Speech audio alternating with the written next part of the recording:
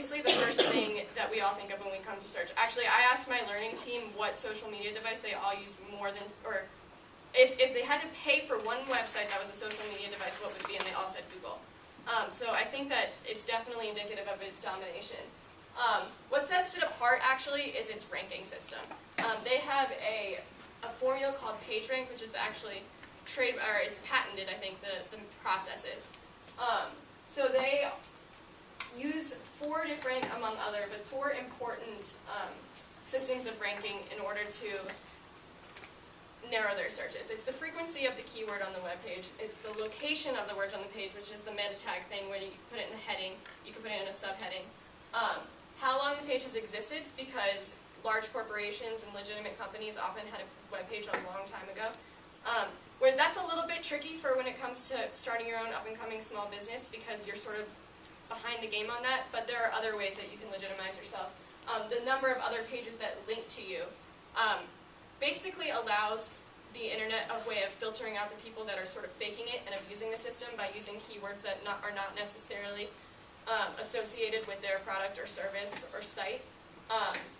So if you're a soccer salesman company, you're selling soccer balls, and I type in soccer and then there are a bunch of other pages that link to it as a resource, then it'll come up pretty high. Next is actually, people are really capitalizing on search engine optimization as a business of their own. There are tons of websites that are advertising their abilities to basically help you get your site noticed. They're really expensive. eVisibility.com uses those tools to help you get noticed on the web, but they charge you $2,500 a month for it. So the question here is, for our projects and our sites and beyond, when you are all starting your own businesses, if so, can you do this type of thing yourself? Can you make your website visible yourself, or is it really necessary to hire someone to maintain your site and maintain, or look at other sites too, and be able to, 24 hours a day basically, analyze this process? Another one, actually, thanks to Ernest, that I found was wordtracker.com, which has a free trial, and he's really familiar with it, he said, so that when we do our products, clicked it by accident. When we do our projects, we can maybe play around with it and see what the keyword search is all about. I haven't checked out the free trial yet, but I'm going to work with Ernest a little bit and see how it works really well, and then I can give the information to all of you, not just my group.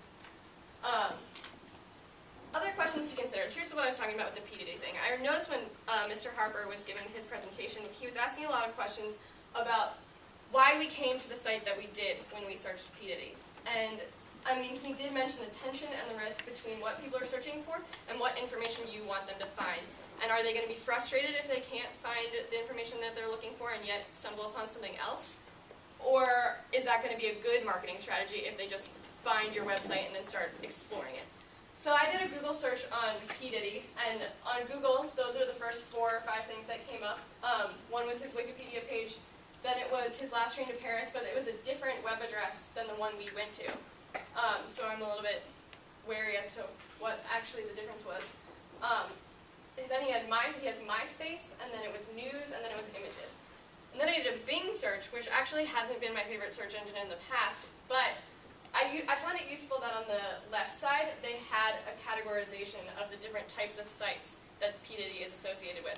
So actually, in this circumstance, I thought Bing is a little bit more of a positive search engine than Google. So it's something to think about. Always do 1 or 2 types of searches when you're starting out. I think that's important.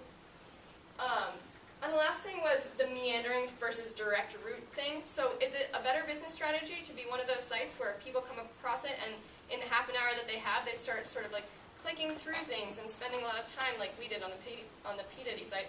Or do you want to be something that, your site pops up, the information people want is, the first thing they see on your site, there's not a lot of time involved. It's a question that you're going to have to adjust based on your audience and based on your product, I think. And then the natural language approach, which is what I mentioned before, the predetermined prompts, like how useful are those? Are they directing our searches in effective ways, or are they deviating us from our real intentions? So that was it on the search engine optimization stuff for now. But do any of you have any questions about your particular projects? Or, nah.